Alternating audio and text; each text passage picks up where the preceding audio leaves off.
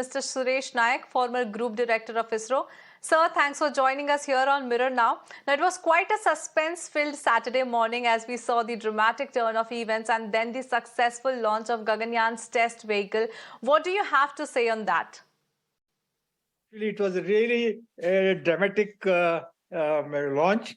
And what I appreciate about ISRO scientists is, within a very short time, they identified the problem after analyzing quickly, and they got the confidence that now we can go ahead. And they launched the flight at about 10 o'clock. So it was very, very encouraging that now ISRO has become really proficient in this space technology.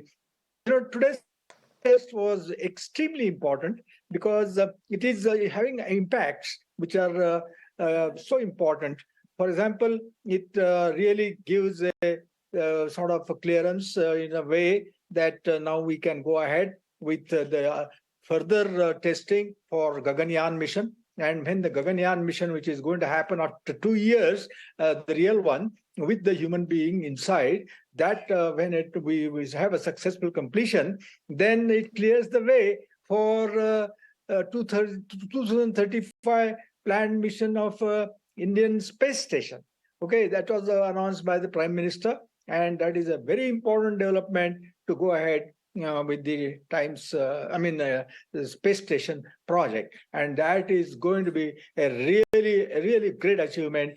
And subsequently, of course, Indians on the moon, and that also is now the next milestone in ISRO's program. And these three important, impactful things are there. But in addition to that, I want to tell you one more interesting thing. ISRO always looks for some additional value for any new development. Now, any new development, you take it up, it has to be space qualified and what they call space worthy only after 3 flights are successfully carried out. So that's why there are going to be TV D3, D4 also. And the second thing is once this is qualified, then this launch vehicle, which is called now test vehicle TV, is can be used. There is a possibility of using it for space tourism. And we have already proven the system, crew system, in earlier experiments. We can bring it back safely with the human beings too. Also, we can put them now inside once we do this Gaganyaan mission safely. And then it opens up opportunities for space tourism. And any industry which is interested in having that kind of line of business, they can use this vehicle. And that is going to be another exciting event in the Indian space history. And in addition to that, this is going to give further boost to the next generation. I saw some of the interviews which you were taking of the students, how excited they were. And this is really going to be helpful for inspiring them. And the third thing is, it is going to give a further boost to Indian space industry, which is now greatly privatized. And these are really important spillovers from today's important test. And I really am happy and excited to see that majestic launch and also the splashdown. Right, sir. Thank you. So as you rightly pointed out that this glitch showed us the excellence and readiness of the entire ISRO team, and in context to that only, can we say that after the successful test launch in terms of safety, we are a step closer to the mission, because this will be a manned mission with astronauts on the spacecraft. So, what do you have to say on that? Can we say that we have inched a step closer, before the actual mission takes place in the upcoming years? 2024-25?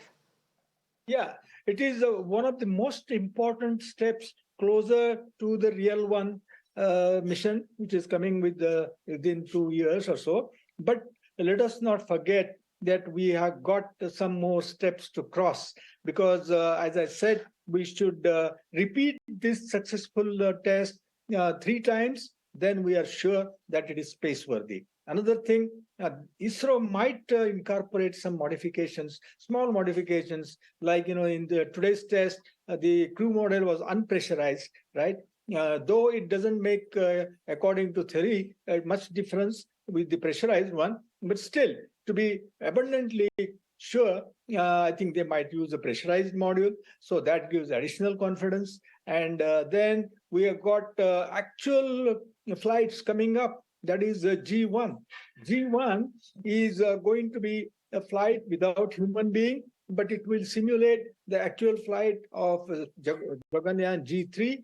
It will go into space. It will come back safely on the Earth. And G2 is another thing. Additional feature in G2 will be adding a humanoid. Humanoid is a computer which acts like an astronaut. And instead of a live astronaut, we are going to have this humanoid, and that also will add to our experience. You can, all this demonstrates that how much ISRO is trying to be cautious and giving importance to the safety of the human life. And another thing I want to add here, that if you can see the ethos of ISRO from Chandrayaan 3, that create failure scenarios, right? And all the imaginable failure scenarios you create and incorporate the designs to overcome them. Now, these are called fail-safe methods. And today's test was again simulating a failure scenario so that the mission has to be aborted, and we are successful in that. And this ethos will see us a long way through, and we are minimizing the risks involved in our space missions, which are very, very, risky. So many countries had gone through that, and ISRO's now another philosophy is low cost. You see, ISRO always tries to cut down the cost without compromising the quality and performance. And for this, what they had to do? Innovative ways. Okay. Now, in this case also, we did not go higher than 12 to 18 kilometers while testing that rocket, because at 12 kilometers itself, the rocket reaches a velocity of 1.2 Mach, which is 1.2 times the sound velocity. Right. And that is a critical threshold. If our rocket and our crew escape system performs at that velocity, then we can make sure, we can get confidence that it will perform at higher velocities also. So that way we are saving money there. We are not taking it up. And as you know, in the launch vehicle, 90% of the cost and the weight comes from the fuel. So we are reducing fuel by going only up to 11 kilometers or 12 kilometers. So that way, ISRO is extremely... All right, sir. Many thanks for many thanks for joining us live here on Mirror Now and breaking down things for us in a detailed manner.